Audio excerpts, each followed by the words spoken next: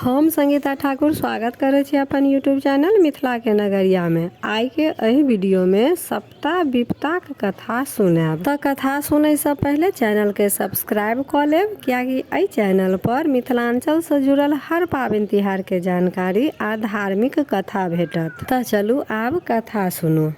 फागुन मास छलै, फगुआ के परात। आइ माय सब डोरा बन्है छलखिन आ कथा सुनै छलखिन। सलखी जे नल राजा के दासी छलै, उ राजा के आंगन बाहर अयलखिन तऽ कहलखिन, महात्माइन अहूँ यदि डोरा बन्हतौं तो रोही दासक दोसराइत होइत। रानी सलखी के कहलखिन, हमरो डोरा आनि दे। डोरा मंगा कऽ 3टा गांठ दऽ कऽ पहिर लेलनि। राजा के राति जहन भोजन देबऽ गेलखिन तऽ आन दिन दै छलखिन बाँहि उघारि कऽ, आ ओहि दिन देलखिन बाँहि झाँपि कऽ। ताहि पर राजा पूछलखिन, की कारण अछि जे आइ अहाँ हमरा बाँहि झाँपि कऽ भोजन दै छी? आ राजा बाँहि उघारि कऽ देखलखिन तऽ देखलखिन कि लाल ताग बहानने छथिन। तऽ राजा रानी से कहै छथिन, सोन रूप पहिरक अहाँके शरीर में जगह नहि अछि, आ ई की लाल ताग कियाक बान्हि लेलहुँ? से कहि कऽ राजा हुनकर डोरा के तोड़ि कऽ फेंक दै छथिन। प्रातः काल जखन सलखी फेर एलनि आंगन बाहर तऽ कहलकनि, ये मलकनि, जहि डोरा के अतेक पूजा पाठ कऽ बन्हलहुँ तकरा 12 सूप लगै अछि। रानी फेर गंगा जल से धो कऽ पहिर लेलनि। पुनः राजा के भोजन देबऽ गेलखिन। ताहि पर राजा कहलखिन, अहाँ बड्ड जिद्दी छी। ओ डोरा के तोड़ि कऽ आ दीपक टेम पर डाहि देलखिन। एहि से सप्ताक समस्त देह में फोका भऽ गेलनि। ओहि पर विपता जे सप्ता के बहिन रहथिन, ओ कहलखिन जे आब राजा के छतिक भाभी आबि गेल छनि। राति में जहन राजा रानी दुनू प्राणी घर में सुतल रहथिन तखन सप्ता आबि कऽ हुनका दुनू धुरखुर पर हाथ दऽ ठाढ़ भऽ गेलखिन आ राजा रानी से प्रश्न केलखिन जे रजबा रनिया सुतल छ कि जागल? राजा कहलखिन, सुतलो छी, जागलो छी आ मोन पछतैबितो छी। नबारी कि बुढ़ारी? राजा कहलखिन सप्ता से जे आइ जाउ, काल्हि हम लोकनि घर में विचार कऽ लेब तहन जवाब देब। ई सुनि सप्ता अंतर्ध्यान भऽ गेलखिन। फेर दोसर राति फेर सप्ता उपस्थित भेलखिन। राजा से पूछलखिन जे अपना में विचार केलहुँ कि नहि? अगर केलहुँ तऽ जवाब दिअ, नबारी कि बुढ़ारी? दुनू प्राणी सहमति से कहलखिन जे नबारी दुख बर्दाश्त कयल जा सकै अछि, किंतु बुढ़ारी में नहि। एहि जवाबक सुनि किछुए दिन भीतर सब संपत्ति नष्ट भऽ गेलनि। जे नौकर चाकर हिनका ओहिठाम काज कऽ गुजर करै छलथि तकरो ओहिठाम राजा के मजदूरी करऽ पड़लनि। जे दासी हुनका ओहिठाम कुटौन पिसौन करै छलथि, हुनका तऽ रानी के कुटौन पिसौन करऽ पड़लनि। किछु दिन बाद रानी राजा से कहलखिन, यौ राजा, जहि देश में सोना के मोर पहिर विवाह केने रही, ओहि देश में खुरपी से बोनि करल नहि जाइ अछि। एहि विचार पर दुनू प्राणी सहमत भेला के बाद जखन ओ देश छोड़बाक लेल जे रास्ता के खर्चा के प्रबंध करऽ लगलखिन तऽ हुनका घर में किछु नहि भेटलनि। दुरागमन काल में जे एकटा तमघैल रहे, वएह तमघैल के लऽ कऽ अपन रानी आ राजा विदा भेलथि दोसर देश लेल। तऽ हुनकर जे प्रिय दासी सब छलनि, सलखी और जे केओ नौकर चाकर छलनि, उ कहलकनि, मलकिनी हमरो लोकनि के लेने चलू, नहीं तऽ अहाँ सब जतऽ रहब तते हमहूँ सब रहब। तहि पर रानी किछु सोचि कऽ कहलखिन, ठीक छै, तूहो लोकनि चल हमरे संग। तखन सब गोटे ओहिठाम से विदा भऽ गेला। एहि बात के देख सप्ता अपन बहिन विपता से कहै छथिन, एहि राजा रानी के तऽ अपन दिन काटब पहाड़ भऽ जेतै।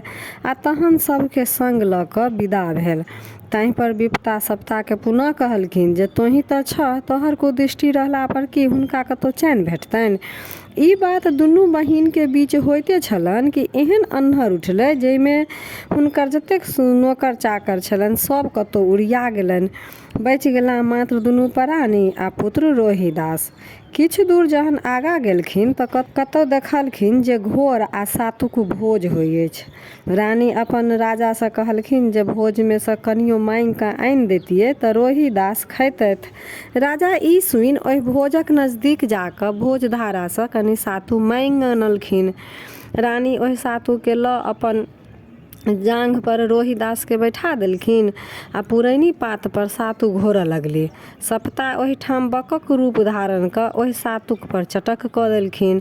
पृथ्वी के राजा कहलखिन जे अहाँ 4 चीर हो हम एहि सातुके एहिमे सौंपब। पृथ्वी 4 चीर भऽ गेलखिन, ओहिमे सातुके सौंपि देलखिन आ ओहिठामसँ विदा भऽ गेला। करकोटक जंगलमे एकटा नागराज रहै छलाह। ओहि जंगलमे किओ अगराही लगा देने छलै। ओ राजा नलके देख कऽ नल नल किलोल करऽ लगला। रानी एहि बातके सुनि कऽ राजासँ कहलखिन, यौ राजा, लगैया किओ अहाँके शोर करै अछि। एहि बात पर राजा रानीके कहलखिन जे एहन दुर्दिनमे हमरा किओ शोर करत। लेकिन तैयो रानीके कहला पर नागके तकलीफ देख कऽ राजा नागके अपन दुपट्टा भिजा भिजा कऽ नागराजके अगराहीसँ मुक्त करा देलखिन। मुक्त भेलाके बाद नागराज राजाके डैंस लेलक। राजा एहि बातके देख कऽ कहलखिन नागराजसँ जे उपकारक चुपकार केलहुँ। ताहि पर ओ नागराज कहलखिन जे हम अहाँ पर उपकार केलहुँ, अहाँके जे रंग रूप अछि से देख कऽ किओ तऽ भीखो नहि दैत, तैँ हम अहाँके रूप लऽ लेलहुँ आ कुरूप दऽ देलहुँ। ओहिठामसँ दुनू प्राणी बच्चाके संग लऽ विदा भेला। आगू जाइते जाइते एकटा विशाल धार देखलखिन। आब ओकरा पार कोना करब से पैघ समस्या उपस्थित भऽ गेलनि। राजा रानीसँ कहलखिन जे अहीँके कंगनाके छुरी बना कऽ खढ़ काटि कऽ आ बेर बनायब आ ताहि पर चढ़ि कऽ अपना लोकनि पार करब। आ सएह भेबो केल। बेरके पानिमे धऽ दुनू प्राणी अपन बैसि गेली आ बीचमे रोहिदासके लेलखिन। ई देख कऽ पुनः सप्ताके विपता कहलखिन जे रजवा रनियाके ई कोन विपत पड़लै, कारण जे दुनू प्राणी संगे छथि आ अपन बच्चाके बीचमे धऽ कऽ झिलहेरी खेला रहल अछि। ई बात सुनि सप्ता मूसक रूप धारण कऽ पानिमे जा कऽ उबडूब करऽ लगली। ई देख राजा रानी कहलखिन जे एकरा यदि पानिसँ बाहर कऽ दैतियै तऽ एकर प्राणो बचि जैतै आ रोहिदास खेलबो करैत। ई बात सुनि कऽ राजा ओहि मूसके पानिसँ बाहर कऽ देलखिन। ओ मूस किछुए कालमे खढ़क जे बनल छलै बेर ओकरा बीचसँ काटि देलक। जाहि कटलाहा दऽ कऽ रोहिदास पानिमे खसि पड़ला। संगे संग धारक माछ, रहुआ, बोआर जते रहै से ओ रोहिदासके अपन पेटमे गिर लेलकनि। राजाके लाख प्रयत्न केलाके बाद ओ रोहिदास नहि भेट सकलखिन, जाहिसँ रानीके असीम दुख भेलनि। ओ धैर्य नहि राखि सकली आ कानऽ खीजऽ लगली। जाहि पर राजा कहलखिन अगर अहाँके बेटा रोहिदास हैत तऽ जरूर भेट जायत। ओहिठामसँ विदा भेला। आगू गेला तऽ एकटा गुल्लरिके गाछ देखलखिन। हिनका सबके भोजन केला बहुत दिन भऽ गेल छलनि, कए दिन नहि बीत गेल छलनि। तऽ रानी कहलखिन जे अगर गुल्लर तोड़ि लेतहुँ तऽ कनि अपना सब कुछ खा लीती। से सोचि कऽ राजा रानीके कंगन लऽ कऽ ओहि कंगनसँ फेंक कऽ गुल्लर तोड़ैके कोशिश करलखिन। लेकिन ओ कंगना जखन गुल्लर तोड़ै लए फेंकलखिन कि ओ कंगना हुनकर गाछे पर लटकि गेलनि आ गुल्लर नहि टूटलै। ओहिठामसँ दुनू गोटे विदा भऽ गेला। 7 दिन दुनू प्राणीके भोजनके भऽ गेल छलनि।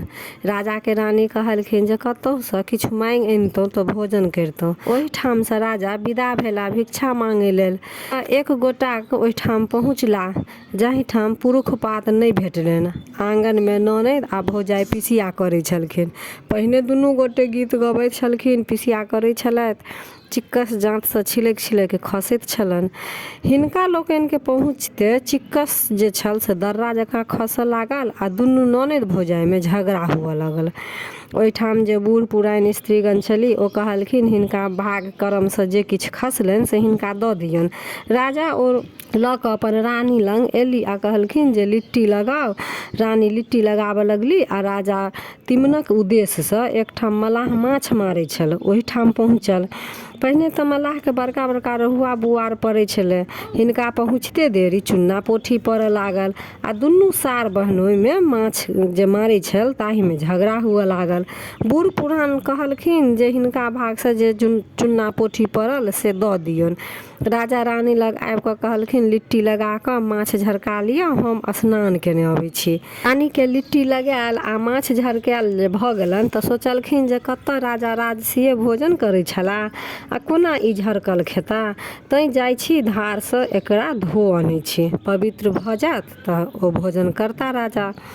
रानी ओकरा धोबाक लेल धारक किनार पहुँचली, जहाँ कि धोअ लगली कि लिट्टी सजीव भऽ आकाश में उड़ि गेल आ माछ सजीव भऽ जल में पड़ै लागल। कहुना 2-4टा छानि सकली जे लऽ कऽ घुरि एली। राजा स्नान करऽ काल में सबटा देखैत छलथि। ओ कहलखिन जे किछु बाँचल अछि तऽ लाउ दुनू गोटे बाँटि कऽ खा लै छी। रानी कहलखिन राजा से और किओ सर सम्बन्धी नहीं अछि। राजा कहलखिन छथि तऽ यशो बहिन, हुनके ओहिठाम पहुँचल जाय। ओहिठाम से गेला तऽ देखलखिन जे ओतऽ उपनयनक आयोजन छै, भोज भात भऽ रहल अछि। किओ जाकऽ हुनका बहिन के कहलखिन जे ये अहाँके भाय भौजाइ आयल अछि। ओ संवाद वाहक जे कहऽ गेल छलै हुनका से पूछलखिन क्या गोटासँ आ की सब लऽ कऽ एला, तऽ ओ कहलखिन जे नहि केओ सङ्ग एलखिन आ किछु नहि लेला। ओहि पर ओ कहलखिन जे जो ओ हमर भाय भौजाइ कतऽसँ आओत, जो भूसकार घर में बैसक दऽ अबिहे आ 1 आँटी कूस आ 1 कटिया पानि दऽ अबिहे। जौर बाँटत आ खायत, बैसल किया खायत। भोजक उपरांत दासिन महात्माइन के कहलखिन ये भाय भौजाइ के भोजन देबो केलियनि। रानी कहलखिन गे मार बारहनि, ओ कतऽ से हमर भाय भौजाइ आयत। एहि पर दासी कहलखिन जे आयल अछि तऽ सएह कहियौ। तहन रानी कहलखिन देखी तऽ भंडार घर में किछु बाँचल है तऽ दऽ अबिहे। दासी भंडार घर में गेल तऽ देखलक जे मौसरी के दालि आ घोर बाँचल छलै। ओ लऽ दासी हुनका देबऽ गेलनि। ई देख राजा कहलखिन जे यह अगर बहिन हमर अपने हाथे दैत तऽ खैतहुँ, किन्तु अहाँ लऽ कऽ एलहुँ, अच्छा तऽ राखि दियौ। राजा के असीम दुख भेलनि बहिन पर आ ओ सप्ता विपता के कहलखिन जे जँ एहन विपत्ति देलहुँ तऽ पृथ्वी के 4 चीर करू, जाहिमे एकरा धऽ देबै। किछुए क्षण में पृथ्वी 4 चीर भऽ गेल।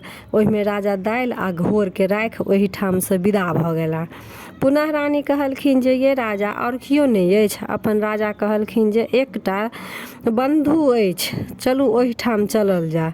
ओतऽ पहुँचला तऽ जेहन आदर ओ पहिने करै छलखिन तेहने आदर आइयो केलखिन। भोजन करऽ बैसला तऽ जतेक 56 प्रकार के भोजन छलै सब साग भऽ गेल। मित्रक बेटी रानी के पूछऽ लगलखिन जे मीत माय हार गाँथऽ अबै अछि। रानी कहलखिन जे पहिने तऽ अबै छल, आब की हैत से नहीं जानै छी। एहि पर मित्रक बेटी हार गाँथऽ लेल देलकनि। हार जखन गैथिते रहथिन तऽ एकटा पिठरा नाम के हंस आबि सब मोती गिर लेलकनि। ताहि पर रानी राजा से कहलखिन यौ बड़ भारी बात भऽ गेल, सोना चोरी के कलंक लागि गेल। दुनू प्राणी ओहिठाम से विदा भऽ गेला। किछु दूर आगू गेला बाद रानी राजा से कहै छनि ये राजा कने अहाँ अपन जांघ खसैबतहुँ तऽ हम सुति रहितहुँ। राजा सएह केलखिन। एहि बात के देख विपता सप्ता के कहलखिन जे एहन कोन विपत्ति जाहिमे साइयक जांघ पर रनिया सुतल अछि आ झिहिर झिहिर बरसात लगै अछि, ई कोन विपत्ति भेल। राजाक मोन में एकटा पाप उत्पन्न भेलनि जे स्त्रीगण के कते उघैत फिरू, जँ दिन घूरत तऽ कतेक स्त्री भेट जायत। ओ रानी के माथ हटा कऽ सुतले छोड़ि चलबाक विचार सँ हुनका आँचर पर लिख देलकनि गुणमंती जँ धनी होइह, जुनी करिह नीच गियाने। 3 मास रस्ते अभिह, 6 मास रस्ते नहीं अभिह। ई लिख हुनका छोड़ि ओ विदा भऽ गेला। ओहिठाम से राजा विदा भऽ मथवासी जातिक ओहिठाम गेला आ पुछलखिन कियो नौकर राखब। तऽ सुनि कऽ ओ लोकनि पुछलखिन जे कोन काज करब। खर काटब आ चिल्का खेलायब वा सिद्ध खायब, सिद्ध नहीं खायब। ओतबहि काल में रानी पुनः ओही गाम में दोसर व्यक्ति लग पहुँचल। ओ कहलखिन जे हमरा कियो दासी राखब। तऽ ताहि पर ओतऽ के जे लोग रहथिन से कहलखिन जे कोन काम करब। तऽ रानी कहलखिन अर्घा सराय माँजब आ केश सिन्दूर कऽ देब। राजा एक दिन जहन मालिक आदेश पर खर काटऽ गेला तऽ खर एक दिस कटैत जाय आ दोसर दिस लागल जाय। हाँसू जे रहै तकरा बेंग गिर गेलनि। आब राजा अपन मालिक लग आबि कऽ कहलखिन यौ मालिक हाँसू तऽ बेंग गिर गेल। मालिक कहलखिन जे एहन नहीं सुनने छलिए, जरूर तू कोनो मौगी के फुसिएला ओकरे तू हँसुआ दऽ कऽ एला। ताहि पर राजा कहलखिन 12 बरख पूरल अबैत अछि, मांगुक मुँह नहीं देखलहुँ, आ जँ अहाँके हमरा पर विश्वास नहीं होइ अछि तऽ हमरे बेच कऽ हाँसू कीन लिअ। ओ राजा के तेली हाथे बेच हाँसू कीन लेलन। रानी जहन अरगा सराय माजऽ गेली तो अरगा सराय दहा गेलन। ओ आब मलकाइन के कहलखिन, मलकाइन अरगा सराय तो दहा गेल। ते पर मलकाइन कहलखिन, एहन नहीं सुनने छलहुँ, बुझाइए छै जे कोनो पुरुष के फुसिएलहुँ आ ओकरे अरगा सराय दऽ एलहुँ। रानियो वएह शब्द कहलखिन जे 12 बरख पूरल अबै अछि, कोनो पुरुष के मुँह नहीं देखलहुँ। तहन अहाँके अगर विश्वास नहीं अछि तऽ हमरा कतौ बेच लिअ आ अरगा सराय कीन लिअ। ओ रानी के लखेरिया हाथे बेच कऽ अरगा सराय कीन लेलनि। एक समय में रानी पानि भरऽ पोखरि गेली तऽ ओहिठाम लोक सबके डोरा बन्हैत देखलखिन। रानी के आँखि से लोर खसऽ पड़लनि जे इएह बन्हैत 12 बरसात बहि गेल आ पुनः हुनका मोन में डोरा बन्हबाक विचार उत्पन्न भेलनि आ ओ हुनके सबसँ बर पुआ आ डोरा मांगि कऽ कथा सुनि कऽ डोरा बान्हि लेलनि। जाहि घैलसँ ओ पानि भरऽ गेल रहथिन सोना के भऽ गेलनि आ उ बिरवा जाहि पर के घैला लऽ कऽ गेल छलखिन ओ रूपा के भऽ गेलनि। साड़ी जे फाटल पुरान छलनि से पुनः रेशमी में बदलि गेल। ओहिठाम से जहन घुमि कऽ एली तऽ लखेरा कहलकनि, रानी जे दमापति कोन सौदागर के फुसिएलहुँ जे ई सब देलक। दमापति कहलखिन बिगड़ि कऽ जे से नहीं कहू, हमरा पर सप्ता विपताक कुदृष्टि छल तकर हम भोग भोगै छलहुँ। आइ हमरा पर ओ लोकनि खुश भेली तैसँ ई परिवर्तन भऽ गेल। पर लखेरा कहलकनि, दमापति जे ई साड़ी तोरा पर शोभा नहीं दै छौ, दोसर साड़ी पहिर ले। तै पर रानी कहलखिन जे हम जे चीज छुबै छी, जे कपड़ा सब पटोर भऽ जाइ अछि, तैसँ अहाँ अपने दिअ। ओहि समय में ओहि गाम में एकटा राजा छलाह जे स्वर्गवासी भऽ गेल रहथि। हुनका पुत्र नहीं छलनि। प्रजा सब विचार केलक जे बिना राजा के राजकाज केना चलत, तै हेतु राजा के चयन होबक चाही।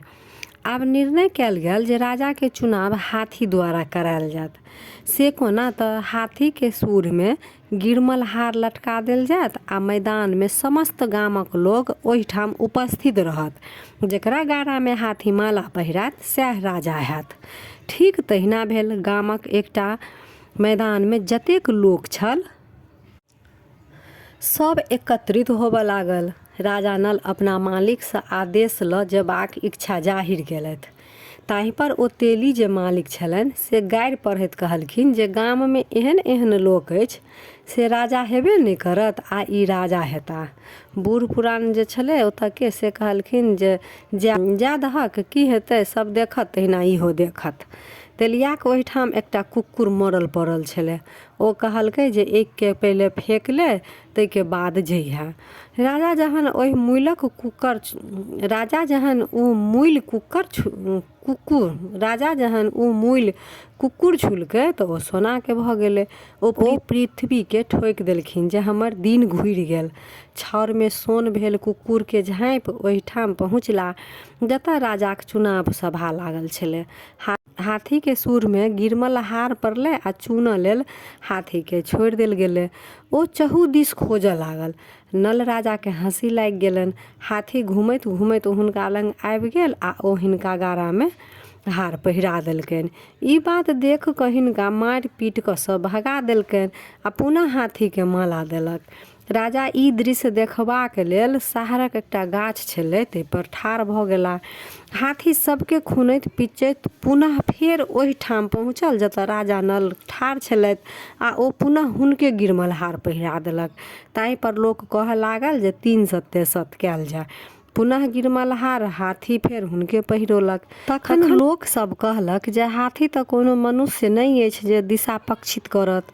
ई यदि कहियो के राजा हेता तै हिनका पहिरौलक से हिनके राजा बनायल जाय। गामक लोग फेर कुछ विचार कलक जे हिनका 4 चंगेरा चूड़ा आ 4 चंग बासन दही दऽ दियौन, खेता आ चलि जेता आ अपने लोकनि राजा जतेक राज अछि से बाँटि लेब।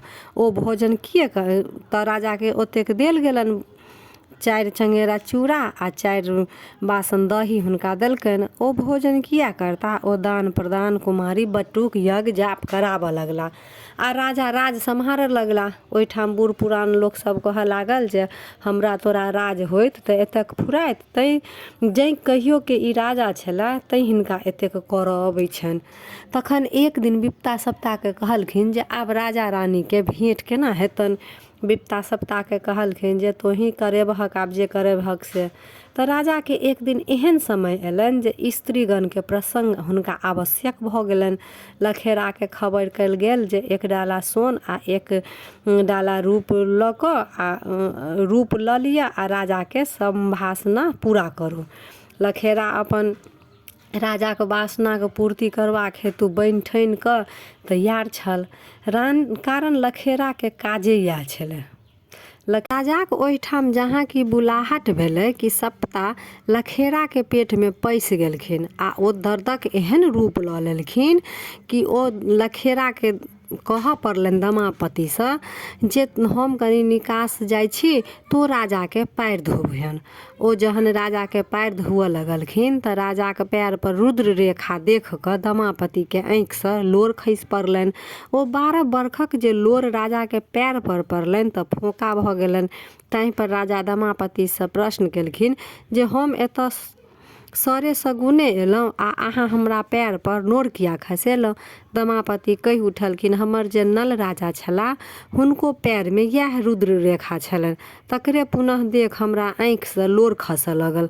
राजा ओहिठाम बहुत खुश भऽ पृथ्वी के ठोकि देलखिन जे रानी भेट गेली। तहन दमापति कहलखिन अहाँ जे उठि गेलहुँ तऽ हमरा लखेरा खिसियात। राजा कहलखिन अहाँ लखेरा लेल लछटा रुपैया लियौन, लहर पटोर लिअ आ हुनका दऽ देबनि, ओ खुश भऽ जेती। राजा अपने ओहिठाम से चलि अयला। लखेरा काल राजा लखेरा के खबर केलनि जे हुनकर जे दासी छनि से हमरा दऽ दिअ। तखन लखेरा दमापति के विदागरी रूप में विदा करै छनि। ई जहन राजा लंग पहुँचली तखन कहलखिन अहाँ हमर परीक्षा लिअ। राजा कहलखिन एक बेर लटारम केलहुँ तकर फल तऽ एतेक भोगलहुँ आ आइ फेर लटारम करै छी। तखन रानी अग्नि में प्रवेश भेली आ ओह से दिव्य सुंदर भऽ बाहर भेली। राजा तहि पर कहलखिन हमहूँ तऽ कोनो अनर्गल नहि केलहुँ। ताहि पर रानी कहलखिन पुरखक कोनो विश्वास नहि। हुनका एहन भेलनि जे धोती खूटक लहकि गेलनि। दुनू गोटे पुनः रहऽ लगला। प्रजा के बीच जे कोनो साधारण गप होय तऽ कहऽ लागे लोक सब जे तेलिया डिंगर राजा भेलैक आ लखेरा चेरी रानी। एहि बात के सुनि कऽ रानी के बड़ तकलीफ होय। 4 गोटे लंग दुख कटलहुँ, चारू के संपत्ति बाँटि दिअ आ बहिन लेल नेपुर आ मीत बेटी लेल हार लऽ कऽ एहि देश से चलू से रानी अपन राजा के कहलखिन। ओहिठाम से दुनू प्राणी विदा भेली। ओहिठाम से बहिनक ओहिठाम पहुँचलै। बहिन के नेपुर पहिरा देलखिन आ भाई के अयला पर जहन के बजाबऽ लगली तऽ भौज कहलखिन जेहने आदर ओहि दिन केने छलहुँ ततबे आदर आइयो करब, तऽ हम रहब नहि तऽ हम चलि जाब। नेपुर से आवाज आबऽ लगल घुटुर मुटुर दाय असुरुनी पाय। ताहि पर बहिन भौज से पूछलखिन जे भौजी नेपुर तऽ बजै अछि। ताहि पर भौज कहलखिन जे आदर हमरा केने छी सएह बजै अछि। दमापति के कहला पर पृथ्वी 4 चीर भऽ देखा देलखिन जे एहने आदर अहाँ हमरा केने रही। ओ देख कऽ बहिन के असीम तकलीफ भेलनि। ओहिठाम से राजा विदा भेला आ अपन मित्र ओहिठाम गेला। मित्रक बेटी के हार पहिरा देलखिन। जेहने आदर ओहि दिन केने रहथिन तेहने आदर आइयो केलखिन। ओ हार जे पिठरा हंस गिर गेल रहनि सेहो दऽ देलकनि, ओहो पहिरा देलखिन। मित्र बेटी पूछलखिन ये मीत माई ई हार केहन अछि। रानी कहलखिन ओहि दिन तऽ दिन घटल छल, सोनाक अपमाद लागि गेल। ताहि पर मीत बेटी कहलखिन जे हम तऽ नहि किछु कहने छलहुँ।